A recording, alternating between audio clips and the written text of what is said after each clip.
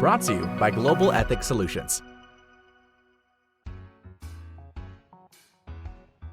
You may think that company assets are just the stuff that the company owns, equipment, products, or supplies. But actually, company assets include a broad range of things that are both tangible and intangible.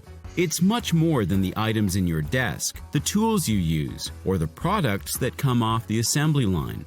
Company assets include 4 general types: physical property, the stuff the company owns; intangible property, such as intellectual property, trade secrets, and network bandwidth; funds, such as cash, credit cards, budgets, financial accounts; records, like customer data, employee records, timesheets, and expense reports. The bottom line is this: company assets are not yours. All the stuff that the company buys or makes is theirs. They paid for it, they own it, and they have every right to protect it. This is something that may seem obvious, but we need to think about.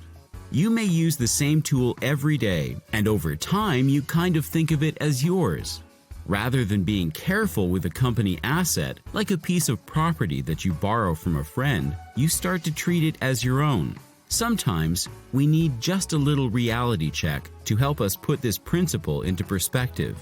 Since company property is not yours, it may not be used for personal benefit.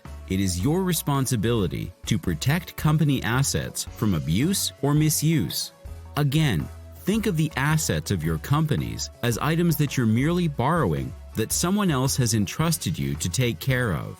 If something happens, you report any theft, abuse, or misuse immediately. This is a Global Ethics Solutions presentation. Be sure to follow us online, like and share this presentation, and subscribe to our channel today.